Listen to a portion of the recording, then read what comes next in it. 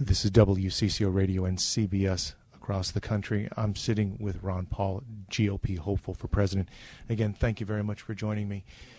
I watched you in a recent debate, and what I found was that it's almost as if there's a book that you get when you're running for president. And there's a certain talking point, not you, but one in general. And you either didn't get the book or you've thrown the book out. That's not good or bad. It just is what my perception was. Am I wrong? Well, I guess other people have noticed something like that, but I've sort of prepared myself by studying what I think we should be doing and what the Constitution says, and that's the only obligation I have. So it's probably a different approach that I just practice what I preach, and I think that our first obligation is to obey the law. And yet at the same time, what I've also seen is we seem to like, as the American people, we seem to like 5-second sound bites for 5-minute problems. Do you know what I mean? That's for sure, and I get tired of that too, and that's a slight exaggeration, but you make your point, because what if I have to explain our medical care system? And I might be able to talk about that for 15 or 20 minutes, but they might give me a 30-second rebuttal in a debate, and that becomes very difficult. So it's pretty shallow. Earlier this evening, you were talking about foreign policy, and I mentioned the question of Benazir Bhutto. And there is a real debate on just how much the American people either care about it or maybe have a stomach to talk about international issues now. Do you think that with her recent assassination, people are now focusing upon that, and how might that impact your campaign? Well, it might, and they probably don't know where Pakistan is, the average person. But if every media outlet and every politician says, if we don't go there, the Taliban will have nuclear weapons and they're going to come here and attack us, they'll scare the people. Fear is a powerful weapon in politics. And this is sort of what they hear. They hear the fear being built up. And then people will say, well, we don't know where they are, but everybody's telling us we have to be fearful, and therefore whatever the government tells us, maybe we have to go in there and deal with it. But I come up with a different approach. We're in there too much, and we shouldn't be there. We shouldn't have been propping up a military dictator, and maybe our problem is we're over there too much rather than too little. And they need to hear that message. When they hear it, they say, I never heard of that, but that makes sense. And that's my job, is to give them another option. They just haven't heard different options. They just are intimidated into believing that we have to be in every single conflict in the world, every single country, and we can't afford it anymore, and a lot of people are getting tired of it, and I'm glad that they're listening to my side of the story. Tom Friedman wrote a book called The World is Flat. People have been talking about globalization a lot. How is that balance? If the world is much smaller than it once was, and we have interests everywhere, how do you balance having that interest on one side but not being so involved that you're dictating it on the other? Well, I think that that's every bit more of an excuse for having less government, but it's also an argument for free trade and free travel and communications and diplomacy, rather than resorting to force and intimidation, telling people how they have to live, and I think it lends itself to what I'm talking about. The less use of government and dependency more on people, integrating themselves in a voluntary manner, which is completely different than the use of force. We should spread our goodness around the world, which the neocons are always talking about, but not with force. I want to set a good example here and have free markets and prosperity and people traveling and having showing people what kind of good results you can get. Then maybe other people would want to do this. But it's a completely different approach to using force. I was reporting on the elections in Ramallah, in the West Bank, in Gaza City. Then I was also in Iraq doing the same thing. And what I heard out of the administration was that we need to support democracy in Iraq.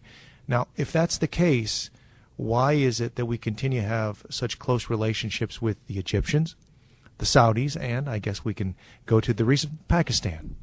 It's totally inconsistent, and people are starting to see through this, and makes no sense whatsoever. It's just hypocrisy. to say that we're over there spreading democracy. That's just to make it sound good, so the American people say, "Oh, okay, that's why we're there. That's why we sacrifice 4,000 of our young people, because we're doing these wonderful, good things to spread the democracy." They won't tell you that there's other reasons for it too. Maybe it's for oil, or something like that. Maybe the military-industrial complex. Maybe it's this fallacy that we really think we can spread our goodness, and all these other reasons. But democracy sounds good, and they think the people will be lulled to sleep. And some of them have been. But right now they're sick and tired of the war because it hasn't gone well. I received a call from one of your communications people saying you're available this evening, and I thought to myself, I had a pretty long day. I'm getting a little bit tired. Do I want to go and do this? I'm being honest with you, by the way. And I thought to myself, well, wait a second. This guy is almost 30 years older than I am, and he's still going. How? How do you do this for this long, day after day after day? Well, I think it's worthwhile. I think it's a very important issue, and I think that if people are going to listen, like this evening, I talked to a lot of people after our rally tonight. But if they care and they want to talk to me and they believe enough to keep the campaign going, they deserve my attention and they deserve my energy. And I get the energy from the people who do join and send money and volunteer and walk in the snow and travel around the country. And it energizes me enough to do it and want to do it and think it's important enough to do it. But we're talking about $20 million in the last quarter alone. Is that right? Somewhere near that range? At the rate we're going by the end, it's going to, if it's not 20, it's going to be very close. So that's going to be a significant amount of money compared to what the other ones have done, because their fundraising is getting tougher. They've maxed out their donors, and ours are just growing by leaps and bounds. And it comes without us fundraising either. I mean, it just comes in spontaneously. Are you shocked that you're where you are right now? I mean, was this part of the master plan? And if it is, I'd like to understand how it is. I should suspect every major candidate out there would like to know, too.